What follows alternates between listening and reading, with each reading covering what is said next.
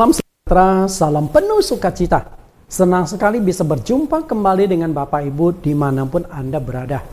Hari ini kita akan belajar firman Tuhan dengan tema diproses menuju sukses. Nah, sebelum kita mendengar Tuhan ini, terlebih dulu kita akan berdoa. Mohon Tuhan Yesus memimpin, menyertai, dan bukakan setiap firman yang kita dengar saat ini. Kita berdoa. Di dalam nama Tuhan Yesus Kristus kami berdoa. Tuhan kami, Juru Selamat kami yang hidup, Yesus Kristus. Engkau tempat kami bersandar dan Engkau punya otoritas menentukan kehidupan kami. Engkau bisa membuat orang sukses dan itu adalah impian dari setiap manusia. Engkau bisa mengubah 5 roti menjadi 5 roti 2 ikan, dimakan 5.000 orang. Dan engkau juga bisa mengubah air menjadi anggur. Dan engkau juga bisa membuat murid-muridmu menjala mendapatkan 153 ekor ikan besar-besar. Semua ini membuktikan engkau punya otoritas, engkau punya kuasa atas ekonomi manusia. Engkau bisa melakukan pelipat gandaan, engkau bisa mengubah wujud, engkau juga bisa mendatangkan ikan-ikan di laut supaya menabrak jaring-jaring murid-muridmu. Karena itu kami percaya masa depan setiap orang yang berkenan di hadirat engkau, engkau akan buat menjadi indah. Sukses. Kami belajar melalui firman Tuhan hari ini, bagaimana kami dibentuk, bagaimana kami diproses, semua ini untuk menuju sukses. Kami siap belajar, Tuhan yang mengajarkan kami di dalam Yesus Kristus. Amin. Bapak Ibu, hari ini saya memberikan sebuah tema yang baru. Saya tidak mengajar hari ini, tapi saya berkhotbah. Harus bedakan antara khotbah dengan versi dan juga tekniknya itu beda. Kalau khotbah itu biasa lebih ringan, lebih praktis. Melewati proses menuju. Ini adalah 2 potong kalimat yang ada sebab dan ada akibat. Seorang tidak mungkin bisa menjadi sukses kalau tidak melalui proses-proses. Nah, yang menjadi persoalannya adalah banyak orang kepingin sukses tetapi tidak siap diproses. Kita lihat tentang sukses. Punya impian di dalam hidup. Orang termasuk saya hari ini pasti punya impian. Saya kepingin ini, saya kepingin itu. Karena wajar manusia punya keinginan. Impian itu adalah harapan. Impian itu adalah keinginan. Impian itu adalah sebuah ambisi. Karena itu semua orang boleh bermimpi.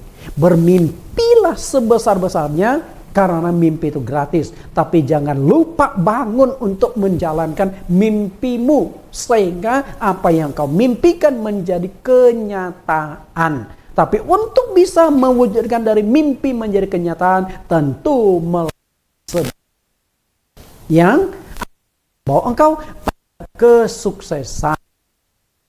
Satu wujud impian.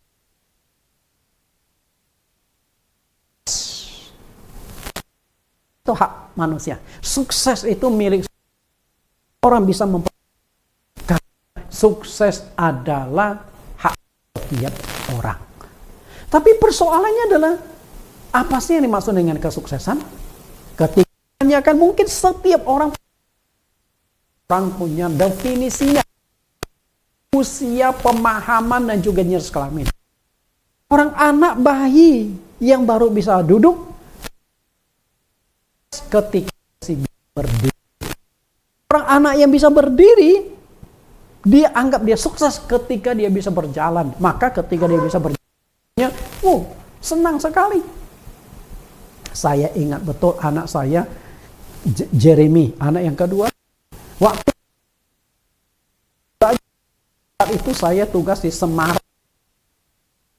Satu kali saya bawa dia sama anak saya yang pertama jalan-jalan di mall, saya gendong.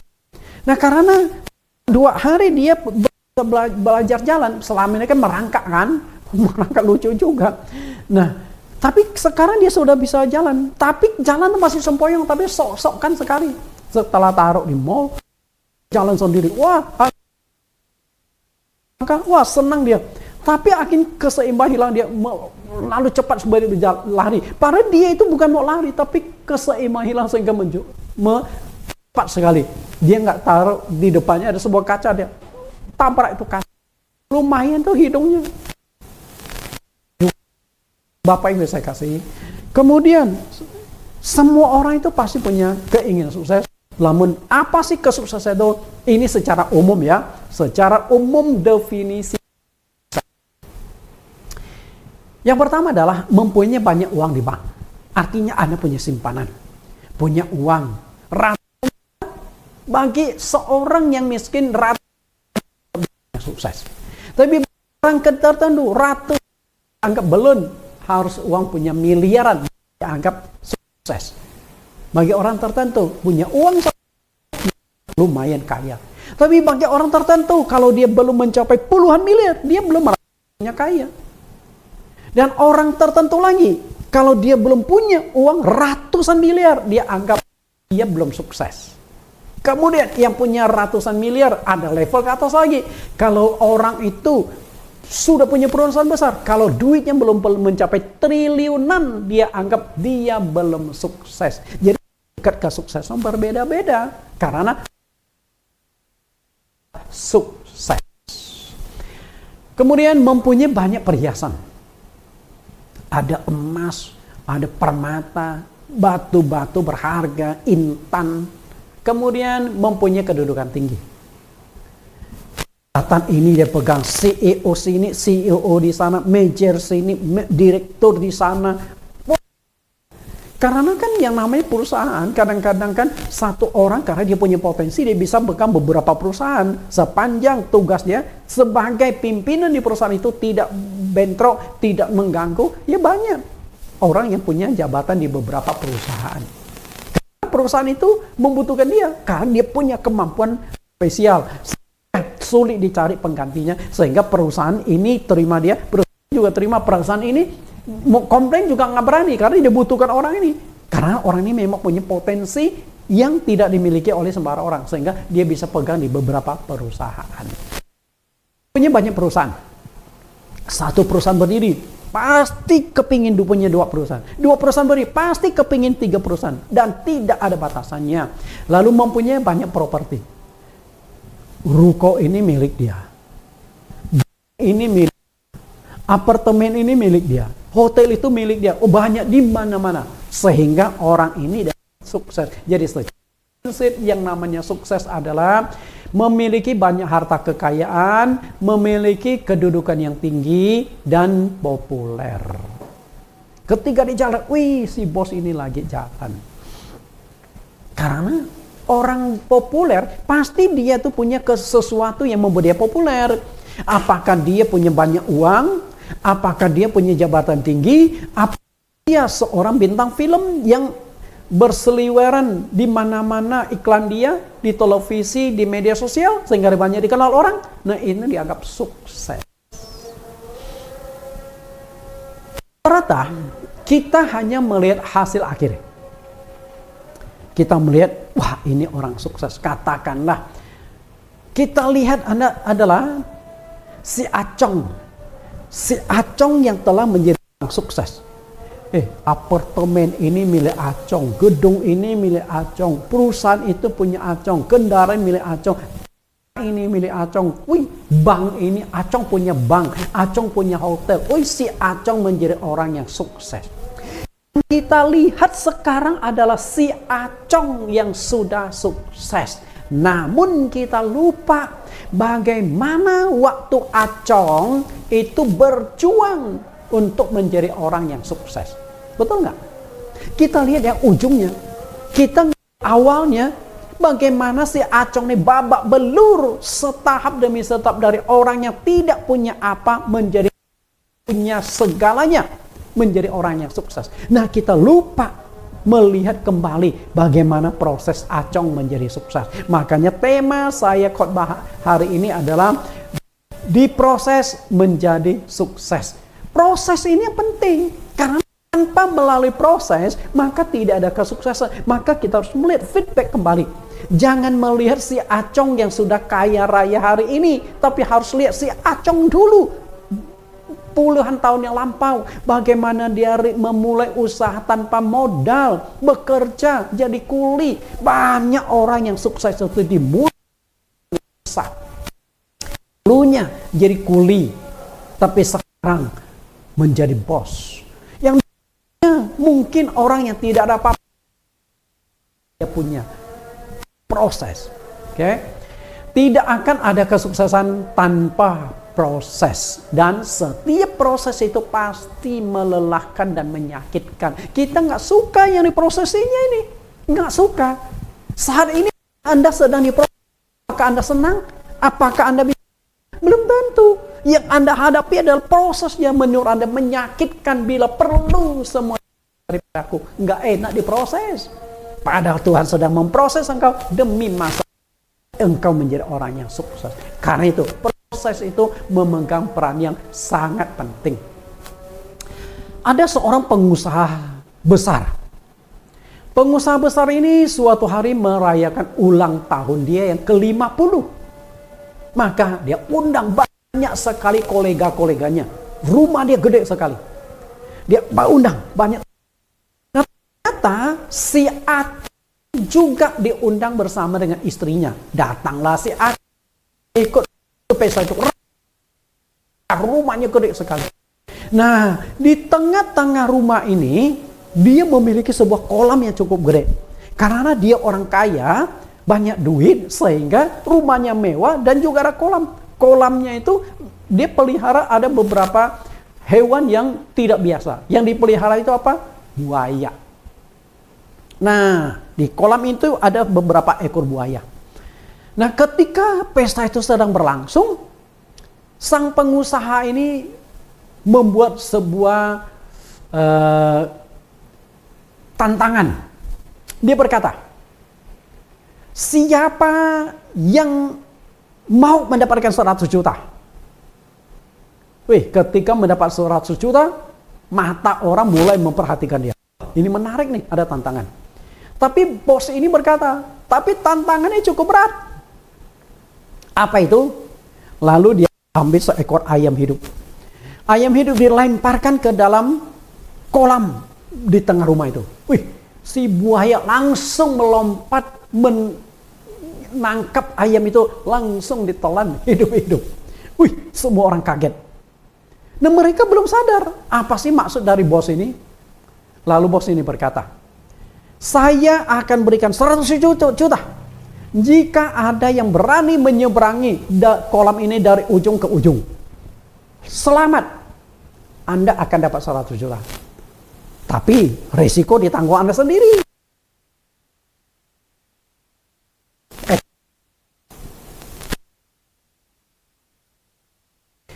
Nah, tidak ada yang berani terima. Karena sudah lihat bagaimana si ayam hidup aja ditelan si buaya. Nah, kamu nggak ada.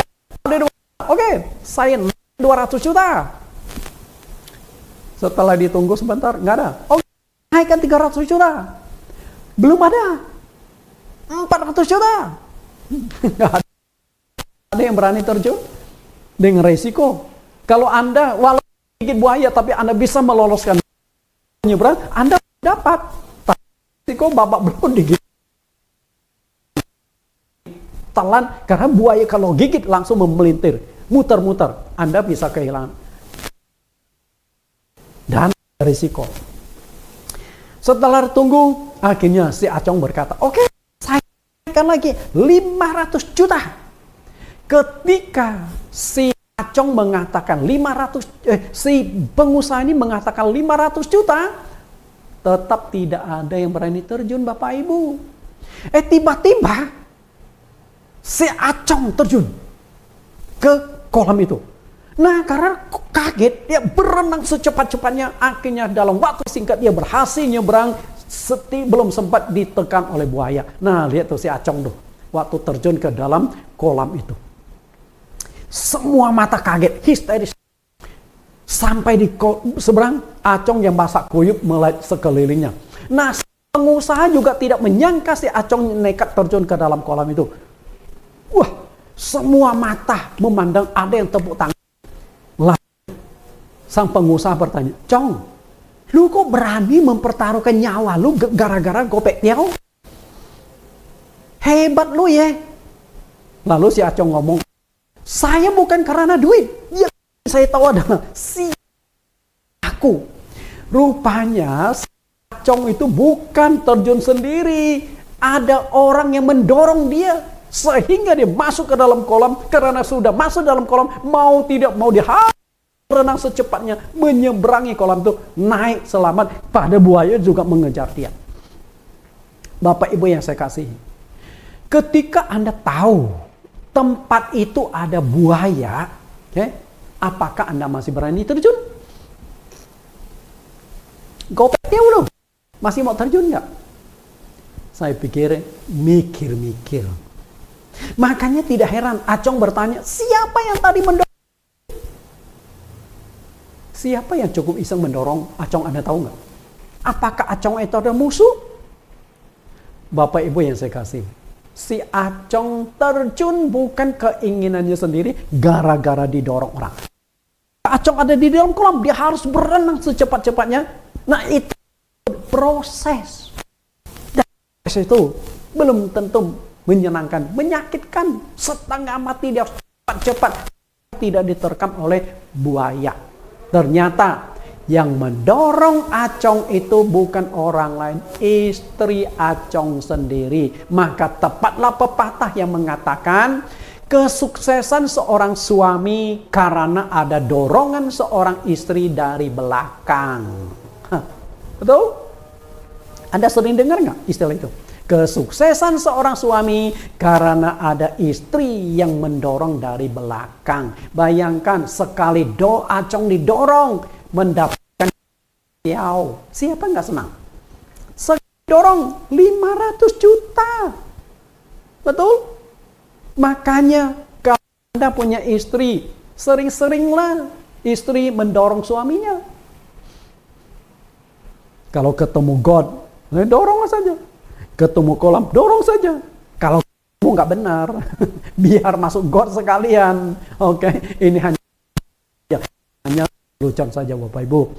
Artinya, jadilah seorang istri yang baik, mendorong suami pada posisi yang baik, bukan mencelakai dia. Kalau istri Acong kan, dia nggak mikir resikonya. Yang dipikirkan duitnya, gue dapat gopek tiao nih. Gue bisa jalan-jalan ke luar negeri, gue bisa belanja nih. Dia nggak pikir suaminya bagaimana melewati kolam ini. Selamat apa enggak, dia nggak pikir.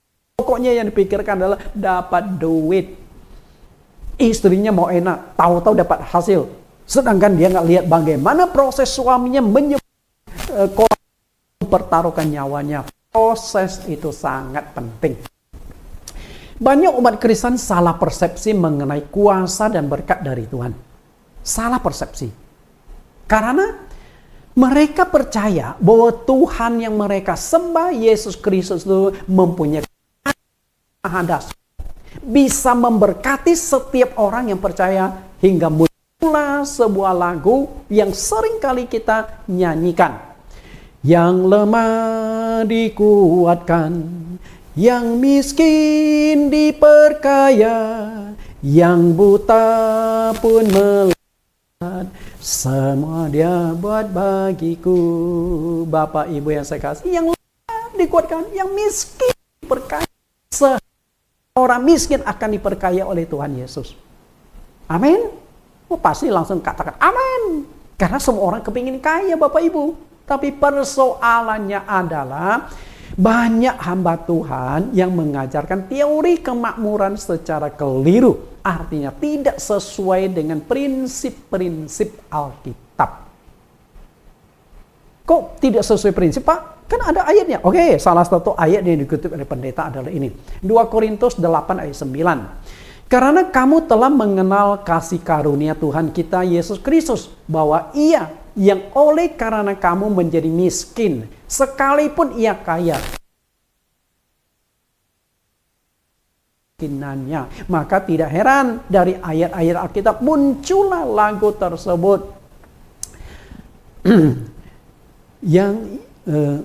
yang miskin diperkaya. Oke, perhatikan kalimat ini, teori kemakmuran.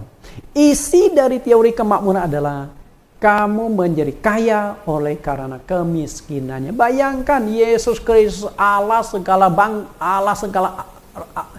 raja segala raja, segala miliknya. Dia turun ke dunia, lahir miskin, lahir dari tukang kayu. Untuk apa? Supaya engkau jadi kaya raya. Makanya ada pendeta mengatakan, kita pelayan-pelayan Tuhan, kalau miskin kita mempermalukan nama Tuhan. Kalau kita kaya raya, tadi Tuhan dimuliakan. Karena kita melayani raja segala raja. Kelihatan khotbah itu bagus, benar, padahal tidak benar. Apakah betul setiap pelayan Tuhan itu harus jadi kaya raya? Coba Paulus, bagaimana dia mengalami penderitaan karena proses-proses. Karena itu menurut saya teori kemakmuran harus dikoreksi. Saya tidak pernah meragukan kuasa Yesus Kristus. Saya yakin bukan hanya 100% tapi 1000% Yesus sanggup memberkati kita. Dia yang pernah jalan di atas air, dia yang pernah meredakan angin ribut, dia yang pernah mengubah air menjadi anggur, dia yang pernah mengubah 5 roti 2 ikan menjadi dimakan 5.000 orang, pelipat gandaan yang luar biasa. Dia yang bisa menyembuhkan macam-macam penyakit, dia bisa mengatasi persoalan, dan dia bisa membangkitkan orang yang mati dari kubur. Lazarus yang sudah mati 4 hari dihidupkan kembali. Artinya tidak ada yang mustahil bagi Yesus. Saya yakin. Tapi masalahnya adalah Tuhan yang saya kenal tidak akan membuat orang malas.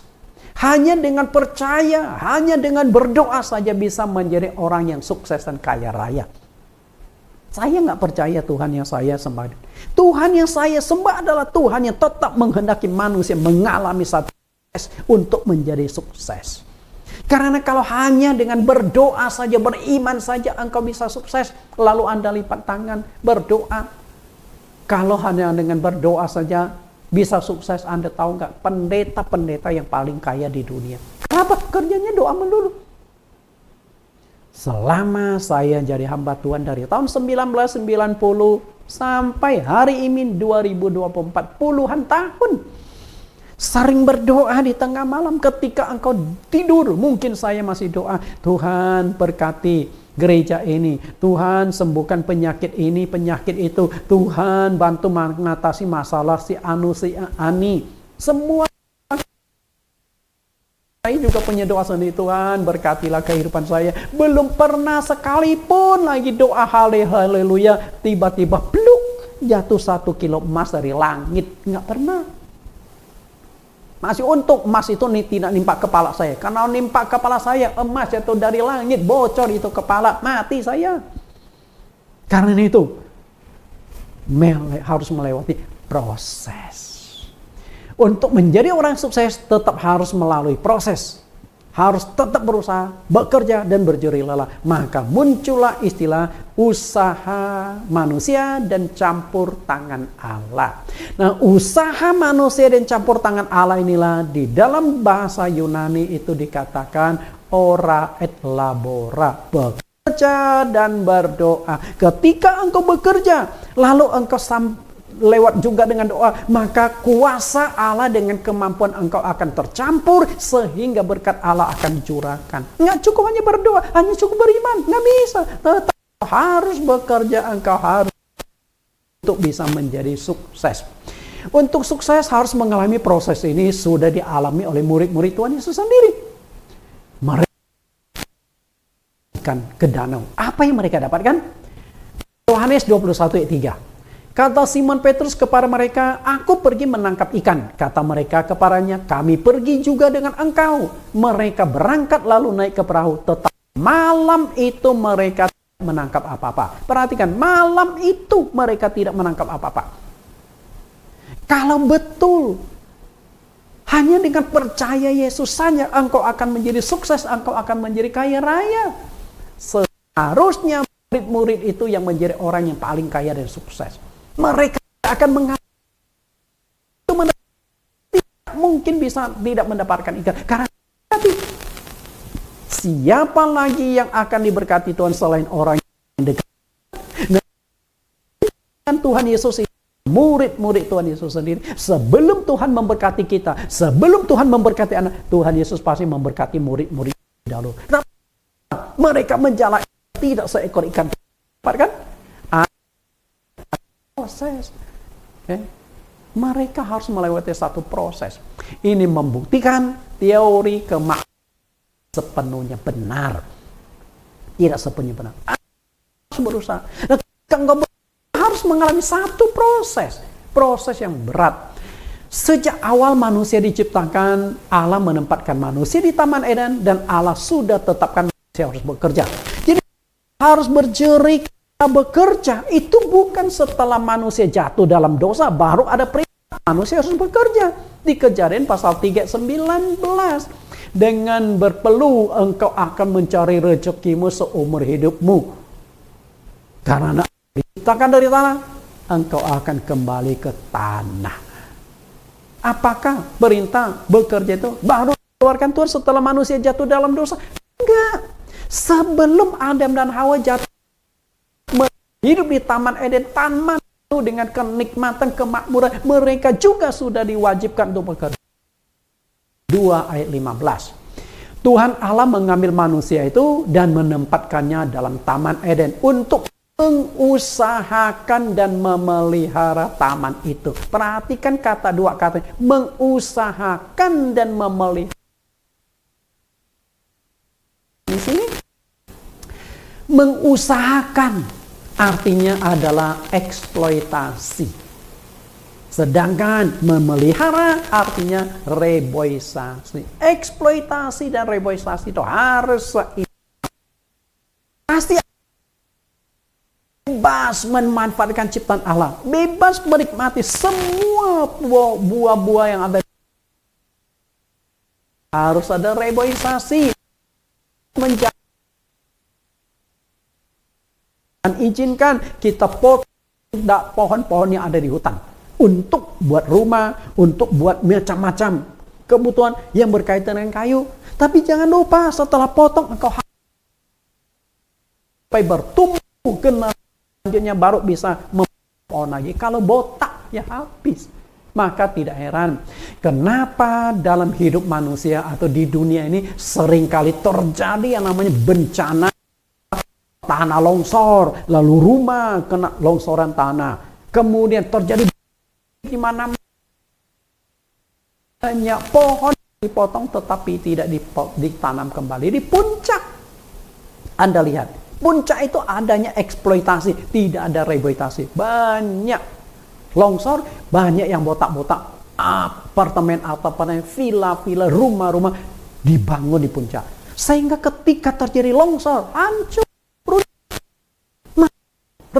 Eksploitasi dan rehabilitasi sudah ditetapkan Tuhan sejak dari awal. Artinya adalah manusia harus bekerja awal diciptakan oleh Tuhan. Apalagi setelah manusia jatuh, itu pekerja. Satu kutukan dari Allah, hukuman Allah untuk manusia, untuk laki-laki adalah bekerja berat. Kita lihat apa yang disampaikan. Kejadian 3:19. Dengan berpeluh engkau akan mencari makananmu sampai engkau kembali lagi menyisir. Dari sini engkau diambil, engkau sebab debu dan engkau akan menjadi debu, berjeri lelah. Bukan hanya Adam dan Hawa dan ular yang dikutuk, tanah pun dikutuk. Jadi tanah itu pernah mengalami kutukan Allah 2 kali. Kutukan yang pertama adalah waktu Adam dan Hawa jatuh dalam dosa. Nah, kutukan yang kedua adalah ketika Kain membunuh adiknya Habil. Habil itu adalah seorang peternak. Kain adalah sangat mengandalkan kesuburan tanah untuk menghasilkan. Tapi karena dibunuh adiknya, tanah dikutuk. Jadi 2 kali tanah dikutuk sehingga kesuburan tanah itu sudah menjadi sangat berkurang. Maka manusia harus berjerilah. Karena berjerilah mencari rezeki itu adalah satu proses. Engkau tidak akan ada hasil kalau tidak mengalami seorang proses. Seorang petani tidak akan menuai kalau dia tidak menabur Dan untuk menabur dia harus bersihkan ladang lebih dulu. Artinya segala sesuatu harus mengalami sebuah proses. Di dalam Alkitab, baik perjanjian lama maupun perjanjian baru, banyak tokoh-tokoh hebat dan tokoh-tokoh terkenal. Namun tidak ada satupun tokoh yang sukses tanpa melalui proses. Prosesnya sangat berat. Anda jangan melihat Daniel yang punya kedudukan tinggi. Tapi Anda bagaimana Daniel proses? Anda jangan melihat Musa menjadi seorang pemimpin besar. Seorang pemimpin besar yang diakui oleh 4 agama. Ada agama Yahudi, Yudaisme, agama Kristen, Katolik, dan agama Islam. Tapi engkau tidak tahu bagaimana proses Musa mengalami semua itu. Diproses untuk menjadi pemimpin saja 40 tahun.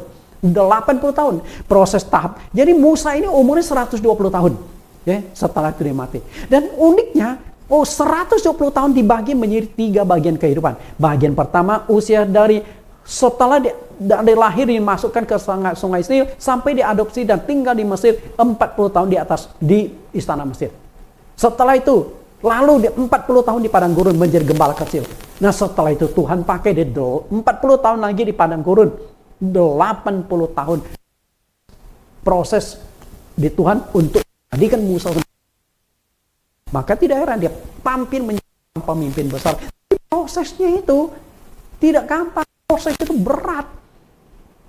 Bapak Ibu yang saya kasihi, karena proses menjadi sukses adalah sebuah kita pungkiri. Hari ini saya ingin mengajak Anda untuk melihat satu tokoh yang mengangkat dari Tuhan, tapi akhirnya dia menjadi besar, tapi prosesnya tidak mudah. Namanya Yusuf. Yusuf.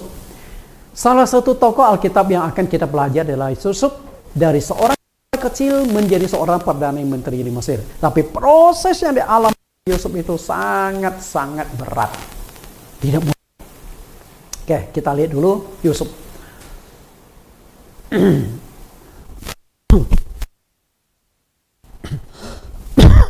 Sebentar Bapak Ibu.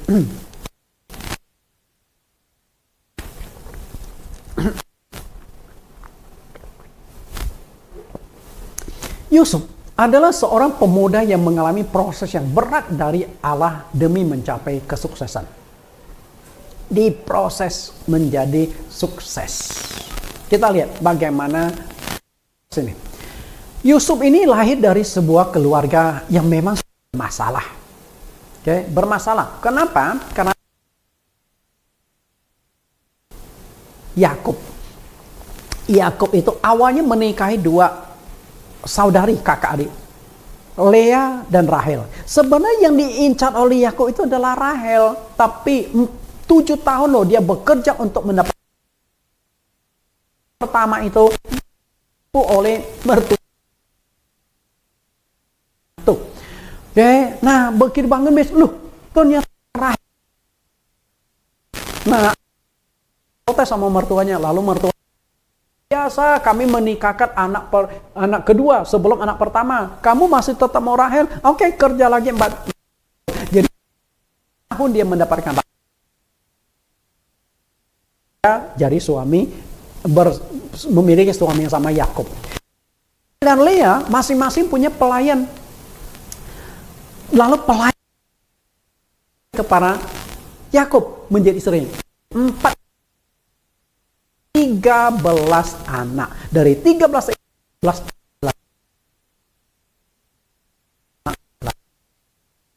orang ini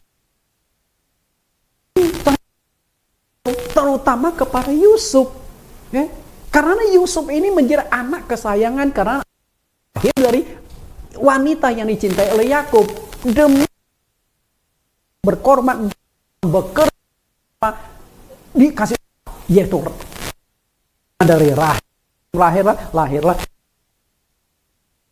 Yusuf. Saya menjadi anak kesayangan, dikasih jubah indah, diperlakukan istimewa. Nah, ternyata ini menimbulkan kecemburuan kakak adik ini, konflik di dalam keluarga. Itulah semua ini sebenarnya ada proses yang ingin memang. Oke, kita lihat proses. Melalui mimpi, Allah telah merancangkan dan memberitahukan masa depan Yusuf. Mimpi. Dan ada 2 mimpi yang dialami oleh Yusuf. 2 kali Yusuf mendapatkan mimpi ajaib, dan mimpi itu memang dari Tuhan. Karena cara Tuhan menyampaikan sesuatu manusia, mimpi penglihatan, mimpi yang dialami mimpi yang dialami Yusuf adalah mimpi dan ajaib. 2 kali pertama adalah bergandum, dan mimpi yang kedua adalah melihat matahari, bulan, bintang. Yusuf. Nah, Kejadian pasal 37 ayat 5 sampai 6. Kita lihat mimpi dulu. Pada suatu kali bermimpilah Yusuf, lalu mimpinya itu diceritakannya kepada saudara-saudaranya, sebab itulah mereka lebih benci lagi kepadanya. Karena katanya kepada mereka, cobalah dengarkan mimpi yang kumimpikan ini. Ayat 7, tampak kita sedang di ladang mengikat berkas-berkas gandum. Lalu bangkitlah berkasku dan tegak berdiri. Kemudian datanglah berkas-berkas kamu sekalian mengelilingi dan sujud menyembah kepada berkasku itu. Jadi, dalam mimpi, daripada tiba-tiba bergandum Yakub, Yusuf tegak berdiri. 11 berkas lain, karena dia 2 berkas, kan? Nah, lalu bungkuk menyembah kepada berkas gandum Yusuf, dan mendapatkan cerita dari mimpi itu bagaimana reaksi saudaranya. Lalu saudara-saudaranya berkata kepadanya, apakah engkau ingin menjadi raja atas kami? Apakah engkau ingin berkuasa atas kami? Jadi bencilah mereka kepadanya karena tambah masalah. Jadi Yusuf karena kata mereka tidak bisa ada yang lain Benjamin paling bontot. Nah, di atas Benjamin itu adalah Yusuf. Yusuf itu adalah kakak dari Benjamin. Melalui mimpi berkas gandum ini, Allah sudah memberitahukan nanti Yusuf menjadi mangku bumi negeri saat terjadinya kelaparan. Itu Tuhan sampaikan. Saudara-saudara Yusuf sujud menyembah kepadanya demi mendapat hari belasan tahun sebelum itu terjadi. Tuhan tunjukkan ini yang akan dialami, dan akhirnya mimpi Yusuf itu menjadi Kejadian pasal 4:25. Jadi di antara orang-orang yang datang membeli gandum terdapatlah juga anak-anak Israel, sebab ada kelaparan di tanah Kanaan. Jadi Yusuf ini ketika menjadi perdana menteri, karena Firaun mendapatkan mimpi 2 kali. Yusuf ini menjelaskan mimpi yang diterima oleh Firaun bahwa akan kelimpahan. Jadi 7 tahun itu semua hasil tani berlimpah ruah. Yang mungkin hektar awalnya hanya 1 ton, sekarang 10 ton. Berganda. Nah, tapi setelah 7 tahun kelimpahan, lalu akan datang masa paceklik, masa kekurangan. Kekurangan itu adalah tidak turun hujan. Karena kalau turun hujan, masih ada bercocok tanam dong. Turun hujan, gimana bercocok tanam? Mati. Oke? Nah, Firaun melihat Yusuf ini seorang bijaksana yang bisa mengartikan mimpi disertai Tuhan. Lalu diangkatlah jadi perdana menteri. Dan ternyata ketika datang 7 masa kelimpahan. Nah, di saat itulah Yusuf tempat penyimpan di mana seluruh Mesir, semua hasil pertanian yang berkaitan gandum lainnya disimpan di dalam gudang, berada di mana, menumpuk. Nah, setelah itu masa kelimpahan, 7 tahun masa kelaparan. Dan di tahun yang masa kelaparan itulah semua gandum-gandum itu habis. Termasuk Yakub, saudara-saudara Yusuf juga saat itu sedang ditimpa. Apa yang harus dilakukan? Lalu dengar dibir banyak stok persediaan. Lalu dikirim anak-anaknya bertemu dengan Yusuf. Mereka kepada Yusuf menyangka bahwa yang duduk sebagai perdana menteri itu adalah saudara mereka, yaitu Yusuf. Kita lihat ayat ke-6. Sementara itu Yusuf telah menjadi mangku bumi di negeri itu. Dialah yang menjual gandum kepada seluruh rakyat negeri itu. Jadi ketika saudara-saudara Yusuf datang kepadanya, mereka menghadap dan sujud menyembah sampahnya ke tanah. Benar nggak? Mereka menyembah ke tanah. Berarti berkas ekonomi saudara Yusuf sujud menyembah kepada Yusuf sehingga menyembah pada dari kenyataan. Oke, artinya rancangan masa depan. Lalu mimpi yang kedua. Kejadian 3:7-9, lalu yang memimpikan pula mimpi yang lain yang diceritakannya kepada saudara-saudaranya. Katanya, aku bermimpi pula tampak matahari, bulan dan ke-11 bintang sujud menyembah padaku. Matahari menunjukkan bapaknya, bulan menunjukkan ibunya, 11 menunjukkan pada 11 saudaranya. Akan mendapat sujud menyembah, berarti kehidupan mereka sangat tergantung kepada Yusuf. Ayat 10, setelah hal itu diceritakan kepada ayah dan saudara-saudaranya, maka ia ditegur oleh ayahnya. Mimpi apa mimpimu itu? Kalau bahasa bapak, apa pula mimpi kau ini? Masakan aku dan ibumu serta saudara-saudara.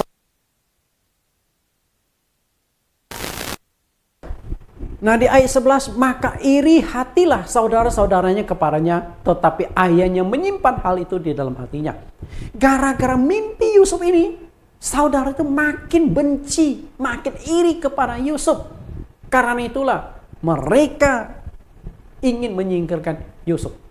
Bapak Ibu yang saya kasih di dalam Tuhan, tapi Yakub ayahnya ya sudah punya hubungan yang intim dengan Tuhan, punya banyak pengalaman dengan Tuhan. Dia tahu bahwa anaknya yang satu ini kemungkinan akan menjadi orang yang dipakai Allah luar biasa. Tapi dipakai seperti apa? Yakub juga belum tahu.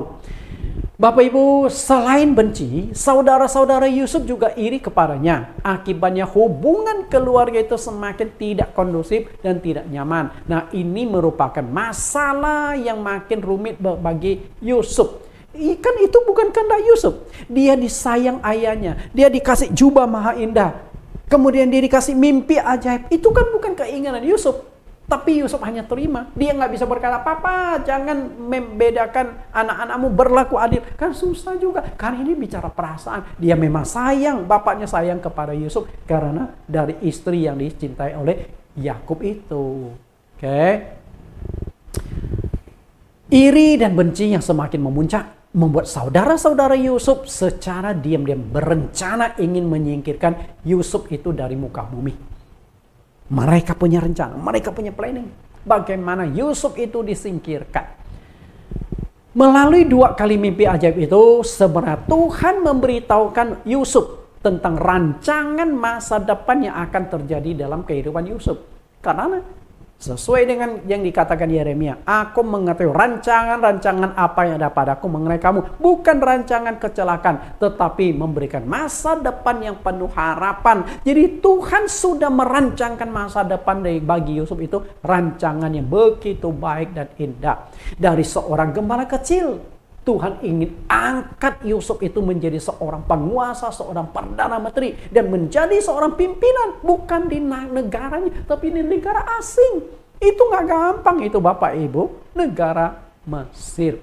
Namun, untuk mencapai kesuksesan itu, Yusuf harus mengalami proses yang sangat berat bertahun-tahun. Jadi cara Tuhan itu nggak ada yang kilat.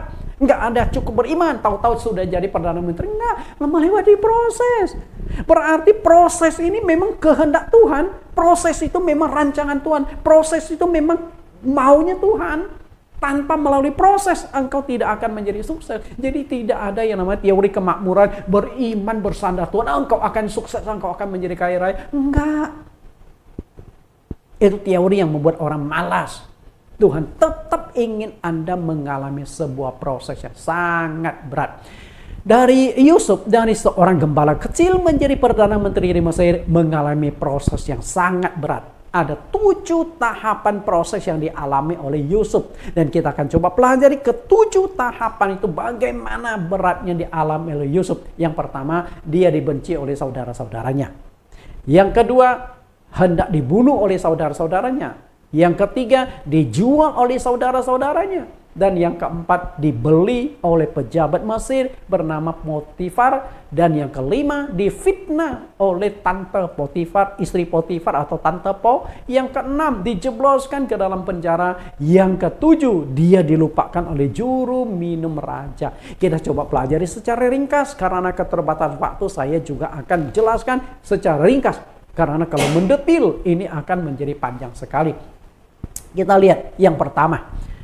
Yusuf dibenci oleh saudara-saudaranya. Bapak Ibu yang saya kasih. Yusuf dibenci. Sebenarnya itu juga ada rancangan dari Tuhan. Adalah kehendak dari Tuhan.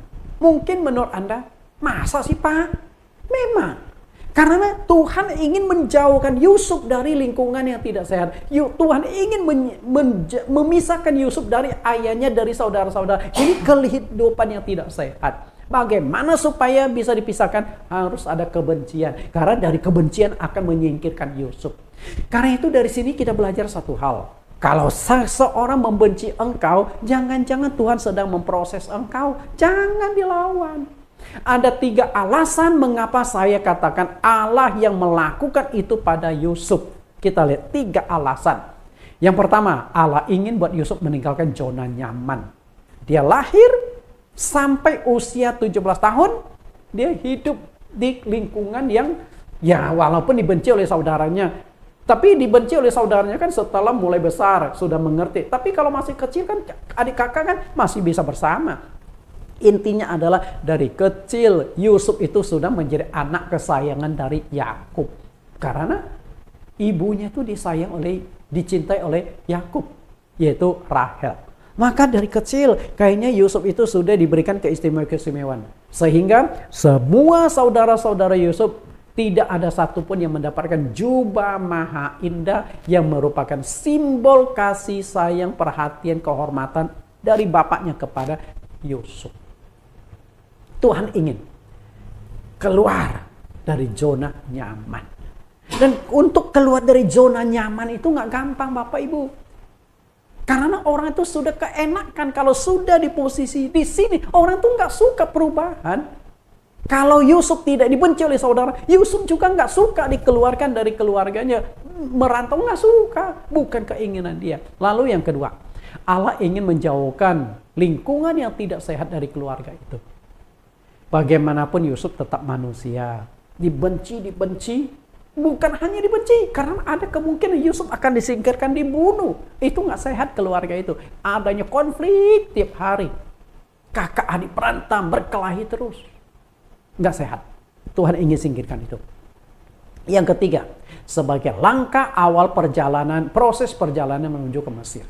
Memang Tuhan ingin Yusuf keluar dari kampung halaman di tanah Kanaan. Di tanah Goshen. Padahal sebenarnya tanah Goshen itu tanah yang subur. Karena tanah Kanaan, itu tanah Kanaan. Sebab Abraham sudah masuk ke tanah Kanaan, itu tanah yang subur, bukan tanah Goshen. Kalau tanah Goshen kan setelah Yusuf menjadi Perdana Menteri, di tanah Kanaan. Abraham sudah tinggal di sana. Nah, Allah ingin supaya Yusuf ke Mesir. Bagaimana caranya? Harus membuat konflik di keluarga itu. Bagaimana Anda merespon orang yang membenci engkau? Mazmur 118 ayat 5. Dalam kesesakan aku telah berseru kepada Tuhan. Tuhan telah menjauh aku dengan memberi kelegaan. Kesesakan. Tuhan di pihakku, aku tidak takut. Apakah yang dapat dilakukan manusia terhadap aku? Ternyata yang namanya dibenci oleh orang bukan hanya dialami Yusuf. Raja Daud pun sering dibenci orang-orang. Nah, apalagi setelah dia menjadi seorang pemimpin, pasti ada yang membenci, ada yang tidak suka, ada yang tidak puas dengan pimpinan Daud, membenci Daud. Bahkan Daud berkata, membenci aku tanpa alasan. Tapi bagaimana Daud menghadapi? Dia berseru kepada Tuhan. Ayat 7, Tuhan di pihakku, menolong aku akan memandang rendah orang yang membenci aku. Tuhan menyertai aku, masa bodoh, ngapain kau takut sama mereka? Tidak perlu takut. Kalau engkau benar, Tuhan pasti membela engkau. Sama dengan Yusuf. Dibenci oleh saudara, tapi Tuhan tetap membela Yusuf. Oke? Yang pertama, jadi Tuhan membuat konflik. Karena itu proses. Oke? Yang kedua adalah hendak dibunuh oleh saudara-saudaranya. Ternyata konflik saudara-saudara itu semakin tajam. Dan akhirnya saudara-saudara Yusuf itu berencana untuk menyingkirkan Yusuf. Sudah lama sebenarnya mereka tuh punya rencana untuk menyingkirkan Yusuf. Tapi belum ada kesempatan. Karena kalau di rumah bagaimana membunuh Yusuf? Pasti bapaknya akan marah besar kalau tahu. Bapaknya akan frustrasi kalau melihat mayat Yusuf, anak kesayangannya. Jangan-jangan bapaknya akan mengalami serangan jantung. Jadi Yusuf itu juga diproteksi oleh ayahnya. Sehingga tidak ada kesempatan. Nah, suatu kesempatan itu datang. Kesempatan udah datang. Suatu kali, kakak-kakak Yusuf menggembalakan kambing domba. Sudah lama nggak ada kabar. Nah, Yakub ini akhirnya khawatir juga sama anak-anaknya. Lalu utus Yusuf. Ayo, coba kamu bawa makanan, minuman, bawa buahan. Ketemu sama kakakmu, cari saudara kakakmu. Karena yang namanya orang menggembalakan kambing domba kan pindah satu tempat ke tempat lain mencari ladang rumput yang hijau. Dan akhirnya Yusuf pergi. Ternyata waktu dia pergi, dia memakai jubah kesayangan Jumamah Indah ini. Berangkatlah dia dengan membawa berbagai macam makanan untuk kakaknya. Nah, dari jauh kakaknya, nah ini dia tukang mimpi kita datang. Kejadian pasal 37-19. Kata mereka seorang kepada yang lain, lihat tukang mimpi kita datang. Ternyata Yusuf itu sudah dapat label tukang mimpi. Karena mereka tuh nggak suka sama mimpi Yusuf yang dua kali ini. Karena mereka sujud menyembah kepada Yusuf dari mimpi tersebut. Mereka nggak bisa terima. Mereka nggak mau tunduk pada Yusuf. Maka mereka sangat benci dengan istilah tukang mimpi itu. Kejadian 37 ayat 20. Sekarang mari kita bunuh dia. Kita lemparkan ke dalam salah satu sumur ini. Lalu kita katakan seekor binatang buas telah menerkamnya. Dan kita akan lihat nantinya bagaimana nantinya jadinya mimpinya itu. Jadi mimpi selalu jadi mimpi itu menjadi kata mimpi itu menjadi traumatis karena memaksa saudara harus menyembah pada Yusuf. Mereka tidak sudi. Kita lihat. Ketika mereka punya rencana menyingkirkan Yusuf, mereka juga harus mempertanggungjawabkan kepada ayah mereka. Bagaimana? Karena kalau Yusuf nggak ada beritanya, ketika mereka pulang ke rumah, pasti bapaknya, udah cari Yusuf sampai ketemu. Kalau kalian belum ketemu Yusuf, jangan balik. Karena itu anak kesayangannya. Mungkin Yakub lebih rela kehilangan anak-anak yang lain. Bila perlu semua anak kehilangan, yang penting Yusuf tetap selamat. Nah, bagaimana menyingkirkan Yusuf? Supaya bapaknya bisa terima. Maka mereka akhirnya memotong seekor hewan. Lalu jubah maha indah Yusuf dicelupkan ke hewan. Lalu dikirimkan kembali kepada ayah. Yang ayahnya begitu melihat, waduh ini benar jubah maha indah dari anakku. Dan ada lumuran darah. Bapaknya tahu anaknya sudah diterkam binatang buas. Bayangkan. Yakub, ayah mereka saja ditipu, dibohongi oleh anak-anaknya sendiri, bahkan disertai dengan alat bukti berupa jubah maha indah ini. Akibatnya Yusuf dikira mati puluhan tahun, dan Yusuf juga putus hubungan dengan bapaknya. Yusuf dengan bapaknya itu hubungan baik karena anak kesayangannya. Jadi dia juga harus memendam rindu, nggak bisa berikan kabar ke bapaknya, gua masih hidup loh, gua masih hidup loh. Nggak bisa. Zaman dulu tuh bukan seperti zaman sekarang, teknologi yang begitu canggih, nggak bisa. Lalu yang ketiga, Yusuf dijual oleh saudara-saudaranya. Awalnya Yusuf itu memang mau dibunuh, tapi nggak jadi. Karena Yehuda mencoba melindungi Yusuf. Apa gunanya? Ngapain kita bunuh adik kita? Coba kita lihat dulu dialog Yehuda dengan saudaranya yang lain. Kejadian 37:26, lalu kata Yehuda kepada saudara-saudaranya itu, apa untungnya kita membunuh adik kita dan menyembunyikan darahnya? Marilah kita menjual dia kepada orang Ismail ini. Tetapi janganlah kita apa-apakan dia, karena ia saudara kita, darah daging kita. Dan saudara-saudaranya mendengarkan perkataan itu. Dari Yehuda ini coba melindungi Yusuf. Kayaknya dia ingin bawa Yusuf kembali. Bagaimanapun dia masih ada rasa takut kepada Tuhan, bahwa Tuhan melihat. Ngapain kita bunuh adik kita? Gimanapun sebenci-bencinya kita kepada adik kita, dia tetap darah daging kita, dari bapak kita yang sama. Udahlah, kita jual sajalah. Kita jual, nggak melakukan dosa membunuh, kita dapat duit. Nah, saudara pikir benar juga. Pada ini rencana Tuhan. Tuhan yang mencegah melewati Yehuda. Bayangkan kalau Yehuda juga setuju, kita bunuh saja.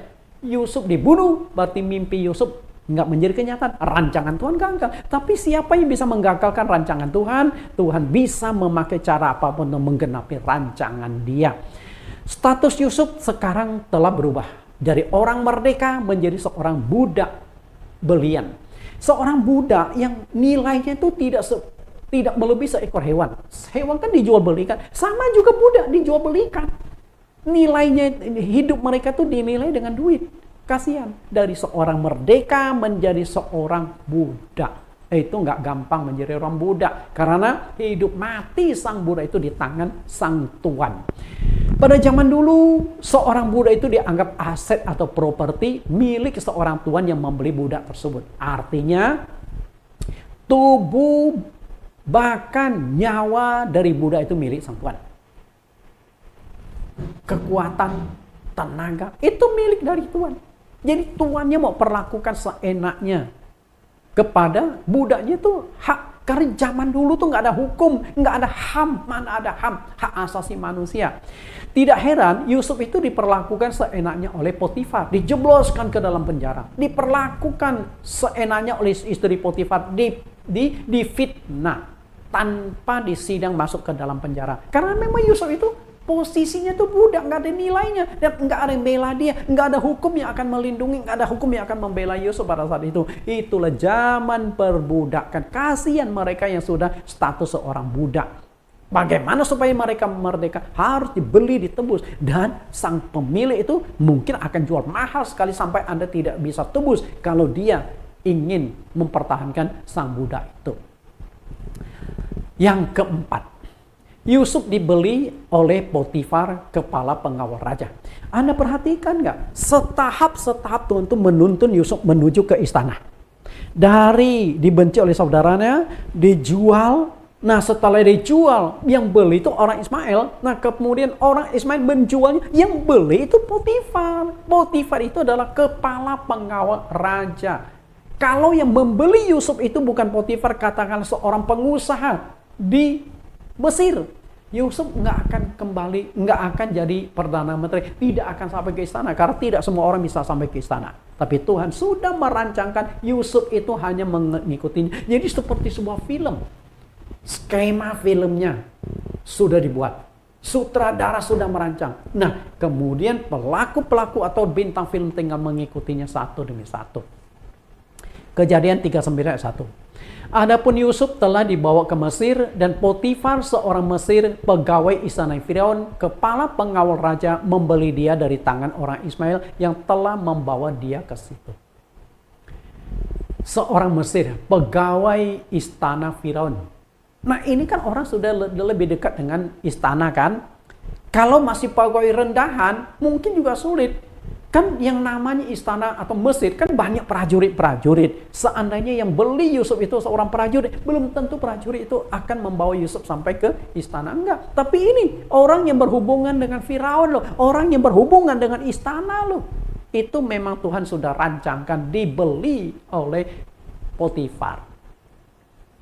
Status Yusuf setelah dibeli oleh Potifar tetap menjadi seorang budak yang nilainya lebih rendah daripada seorang pembantu rumah tangga zaman sekarang. Memang gak ada nilainya, hanya budak, hanya diperas tenaga waktunya. Tidak ada kebebasan dan tetap di bawah tekanan dari sang majikan. Namun hal itu adalah kehendak Allah, karena selangkah demi selangkah Yusuf itu Tuhan menuntun Yusuf itu ke istana Firaun, karena memang dia akan menjadi seorang penguasa di Mesir itu. Sebagai seorang budak, hidup matinya Yusuf ada di tangan sang majikan yang telah membelinya. Proses itu berat loh. Nggak enak. Ketika kebebasan kita dikekang.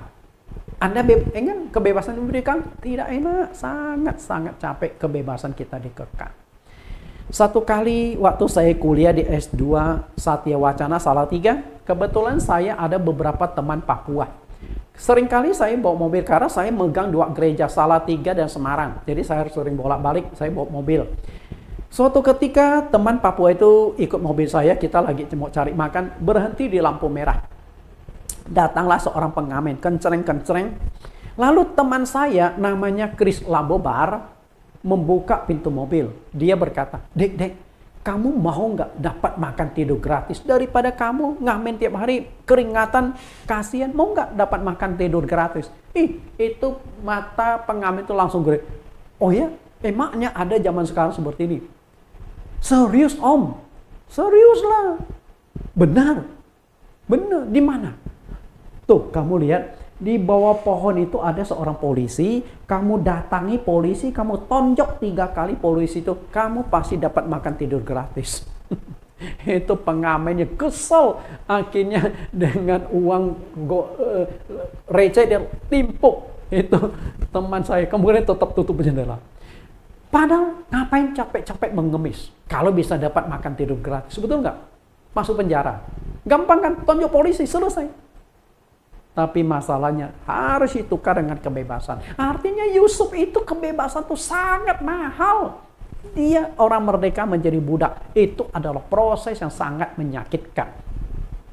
Maka tidak heran dengan begitu mudah Tante Po memfitnah Yusuf.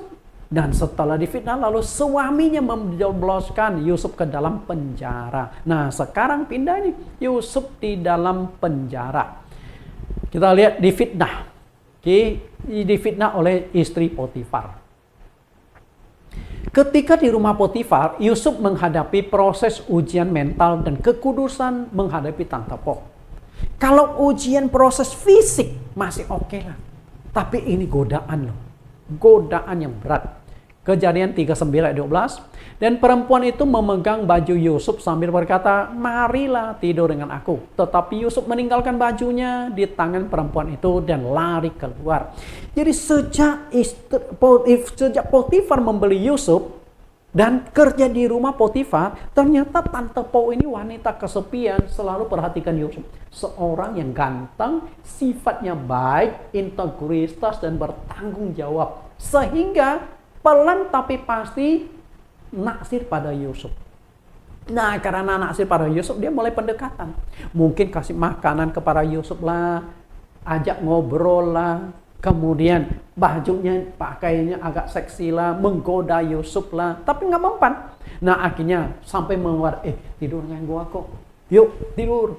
Yusuf tetap menolak, sampai suatu kali Tante Po ini merancangkan sebuah kondisi. Saat itu semua orang disuruh keluar. Karena kan yang namanya Potifar cukup kaya, banyak budak-budak lain. Yang satu disuruh ini, yang satu disuruh itu. Di rumah itu hanya tinggal berdua. Yusuf dan Tante Po. Nah akhirnya Tante Po, waktu Yusuf lagi kerja didekati.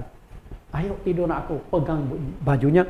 Yusuf kaget. Cepat-cepat bajunya pun dia lepaskan, kemudian lari keluar. Dan melihat reaksi itu, apa yang terjadi? Ayat 13. Ketika dilihat perempuan itu bahwa Yusuf menanggalkan bajunya dalam tangannya dan telah lari keluar, dipanggilnya lah seisi rumah itu, lalu katanya kepada mereka, lihat, dibawanya kemari seorang Ibrani supaya orang ini dapat mempermainkan kita. Orang ini mendekati aku untuk tidur dengan aku, tetapi aku berteriak-teriak dengan suara keras. Ketika didengarnya bahwa aku berteriak sekeras-kerasnya, ditinggalkannya lah bajunya padaku, lalu lari keluar. Ternyata Tante Po, kalau biasa zaman sekarang kan perkosaan tuh laki-laki memperkosa wanita. Nah ini kebalik, wanita mau perkosa pria.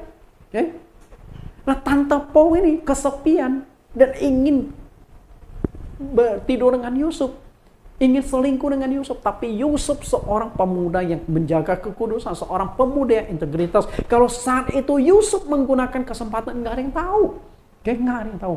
Karena siapa yang tahu? Hanya Yusuf, hanya istri Potifar berdua saja.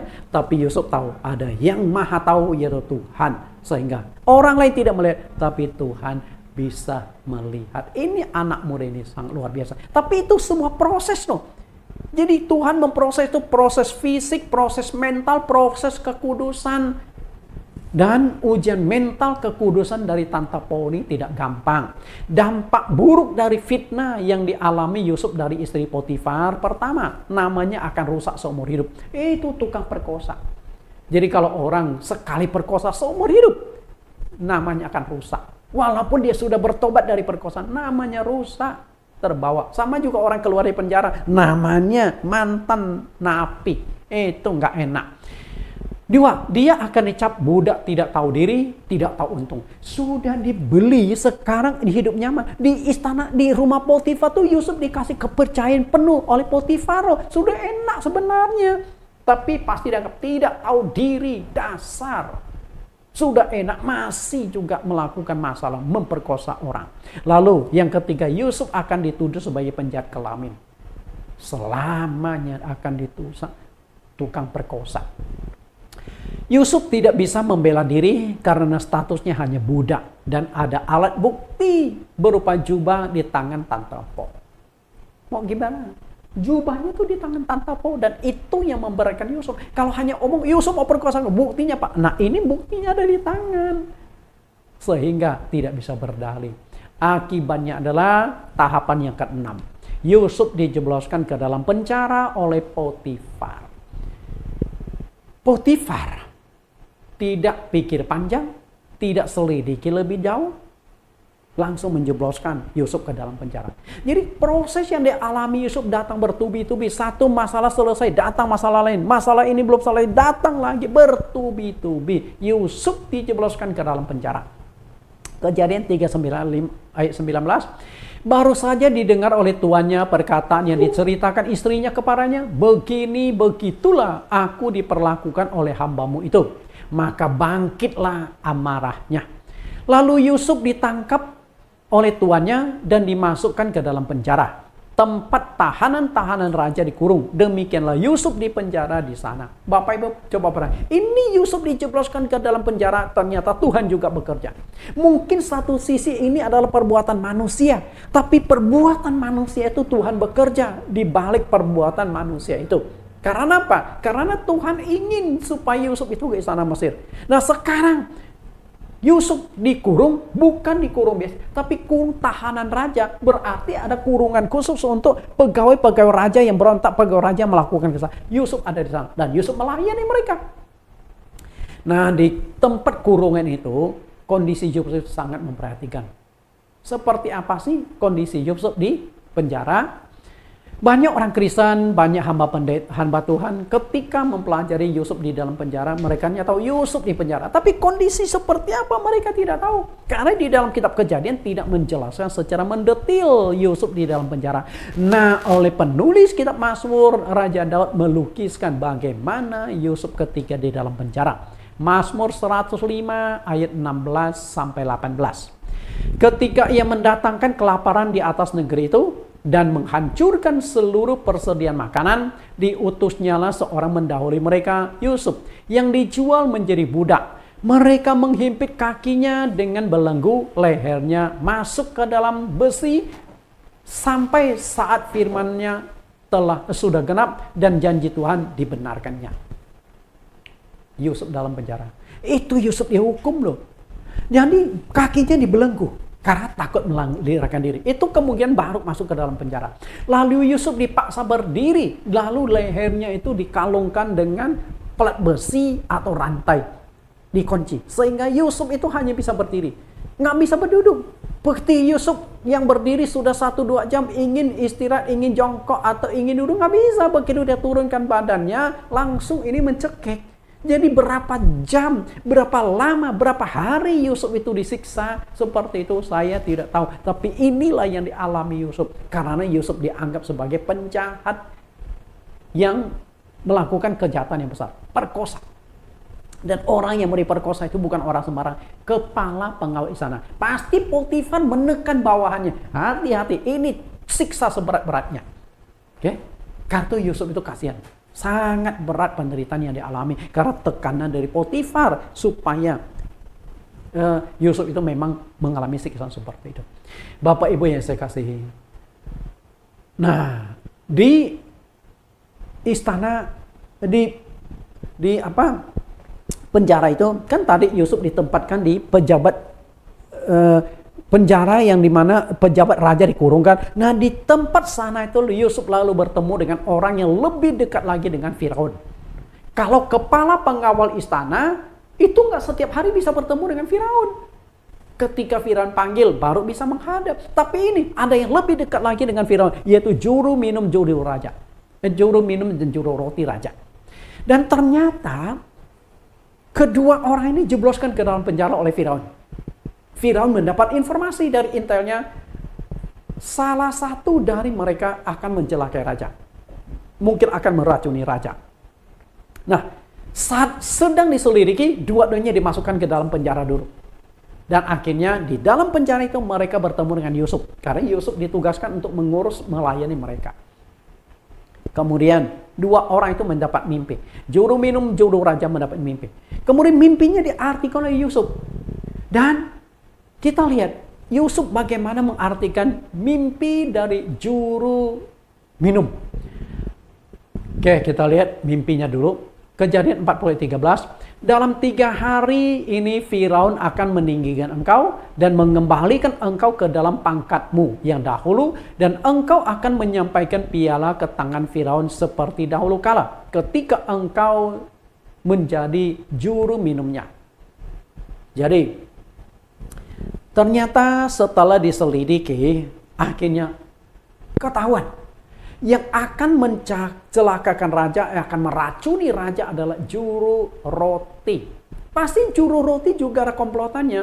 Nah, apakah juru roti ini hanya menjadi alat, sedangkan yang ingin mencelakakan raja itu adalah pejabat tinggi yang ingin singkirkan raja? Kita nggak tahu. Intinya, juru roti mau singkirkan raja. Ketangkap. Akhirnya juru roti dikantung, dibunuh. Kalau ada komplotannya, pasti diselidiki, dibunuh juga. Nah, yang korban kan berarti juru minum. Dia nggak salah, tapi karena kasus ini sehingga dia ditersangkakan, ternyata kan bukan terdakwa. Akhirnya dibebaskan, lalu posisi dinaikkan kembali. Lalu setelah itu Yusuf ada minta ketika mengartikan mimpinya. Tetapi ingatlah kepadaku apabila keadaanmu telah baik nanti, tunjukkanlah terima kasihmu kepadaku dengan menceritakan hal ihwalku kepada Firaun, dan tolonglah keluarkan aku dari rumah ini. Sebab aku diculik begitu saja dari negeri orang Ibrani, dan di sini pun aku tidak pernah melakukan apa-apa yang menyebabkan aku layak dimasukkan ke dalam liang tutupan ini. Perhatikan, liang tutupan kemungkinan itu adalah penjara di bawah tanah. Berarti pengap, apa, kotor, jorok, bau. Kita lihat kembali permintaan Yusuf. Salahkah Yusuf meminta seperti itu? Enggak. Dia juga ingin bebas. Awalnya orang merdeka, tapi menjadi budak gara-gara dibenci oleh saudara, diperjualbelikan, difitnah, lalu dimasukkan ke dalam penjara, namanya hancur, di penjara dia mengalami siksaan yang berat. Tolong ingat aku ya. Tapi apa yang terjadi? Akhirnya 3 hari, memang 3 hari kemudian Yusuf, mimpi dari juru minum itu menjadi kenyataan. Dia ditempatkan kembali ke posisinya. Kita lihat Kejadian 40:23. Tetapi Yusuf tidaklah diingat oleh kepala juru minum itu, melainkan dilupakannya. Ini pun rencana Allah. Bagaimana mungkin seorang juru minum 3 hari yang lalu baru mendapatkan peristiwa besar, dimasukkan ke dalam penjara, setelah itu dikeluarkan penjara, diberikan kehormatan kembali. Firaun pun saya percaya menyampaikan sorry atau maaf, salah sasaran. Ya, ditempatkan kembali ke posisi sehingga tetap menjadi orang kepercayaan dari Firaun, sehingga setiap hari dia bisa bertemu dengan Firaun untuk menyampaikan minuman kepada Firaun. Kalau sehari makan 3 kali berarti 3 kali bertemu dengan Firaun. Sedangkan Potifar enggak, ini bisa bertemu dengan Firaun, sehingga Yusuf minta tolong sampaikan kepada Firaun. Saya yakin kalau saat itu juru minum itu menyampaikan ke Firaun, Firaun pasti akan selidiki kasusnya. Ada kemungkinan Yusuf ini akan dibebaskan dari penjara. Dan kalau Yusuf dibebaskan dari penjara, hanya ada 2 kemungkinan. Kemungkinan pertama, Yusuf akan tetap bekerja di Mesir. Oke? Mungkin bukan jadi budak lagi, pasti dibebaskan. Yang kedua, Yusuf dibebaskan penjara, lalu kembali ke kampung halaman, ketemu sama bapaknya, dan bapaknya pasti akan ngamuk karena ditipu belasan tahun oleh anaknya yang lain, dan akhirnya konflik kakak adik pasti terjadi. Oke, makin parah mungkin karena kejahatan dari anak-anaknya yang ingin membunuh Yusuf. Ditelanjangi Yusuf di hadapan bapaknya, pasti mereka kayak mukanya, konflik akan makin parah. Setelah itu Yusuf akan kembali menjadi gembala kecil. Berarti kan dimulai dari nol, gembala kecil seumur hidupnya dari gembala kecil. Maka di sini ada rancangan, ada kehendak Allah. Allah yang punya waktu, yang menentukan waktu. Dan akhirnya, kenapa saya katakan ini kehendak Allah? Coba Anda lihat ayat ini. Yusuf dilupakan juru minum raja, sekali dilupakan 2 tahun.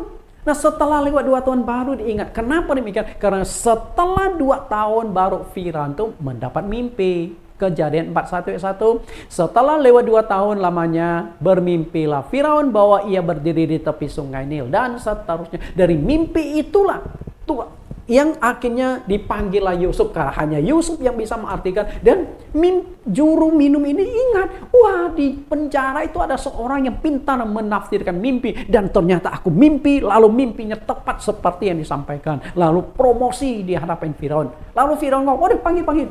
Karena sebelumnya tuh semua pejabat sudah ditanyai, kalian bisa nggak jelaskan mimpi? Tidak ada yang bisa.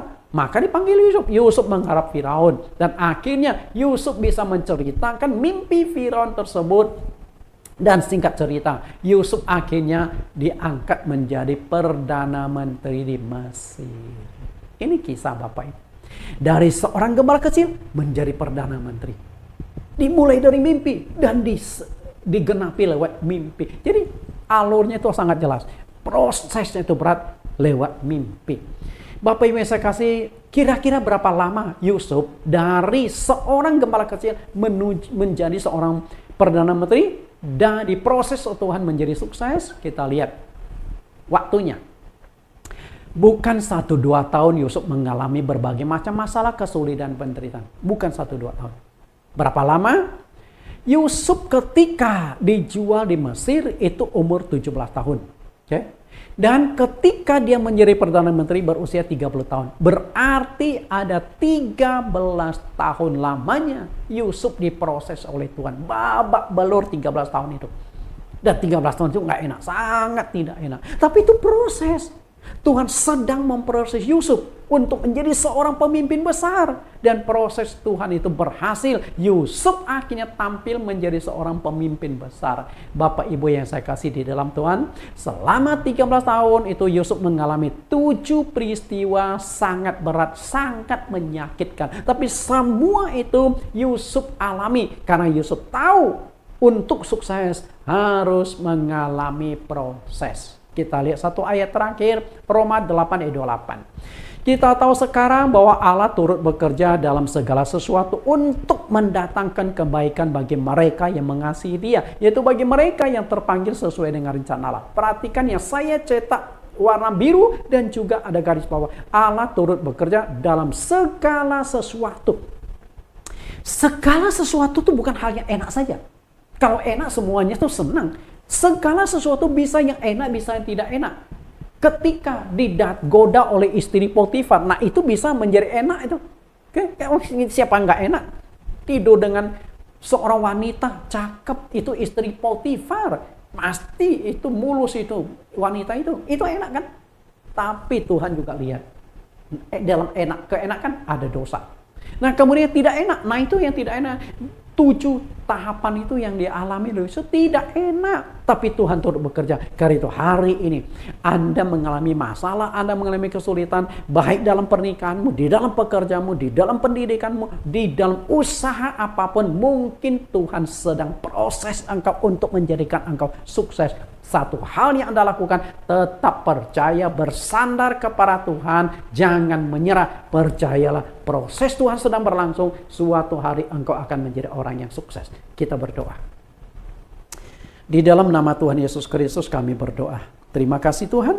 Firman hari ini memberikan kekuatan, memberikan penghiburan kepada kami. Saat ini hamba berdoa kepada siapapun yang mendengarkan kebenaran firman Tuhan ini. Mungkin saat ini mereka sedang mengalami proses. Baik proses di dalam pernikahan, melewati masa yang berat karena ada konflik suami istri. Mungkin proses di dalam pekerjaannya. Ia babak belur, usahanya goyang, sedang kena PHK. Mungkin saat ini dia sedang proses di dalam pendidikannya. Susah lulus karena ketemu dengan dosen yang begitu killer. Atau saat ini mungkin dia sedang diproses karena sakit penyakitnya. Apapun itu proses, kami percaya Roma 8 ayat 28, Tuhan turut bekerja dalam segala sesuatu. Maka Tuhan tolonglah siapapun yang mendengarkan firman hari ini, mereka sedang diproses, Tuhan bantu, Tuhan berikan kekuatan, Tuhan berikan penghiburan, dan Tuhan membantu menyelesaikan permasalahan mereka, sama seperti engkau turut campur tangan tentang proses yang dialami oleh Yusuf untuk menjadikan dia berhasil.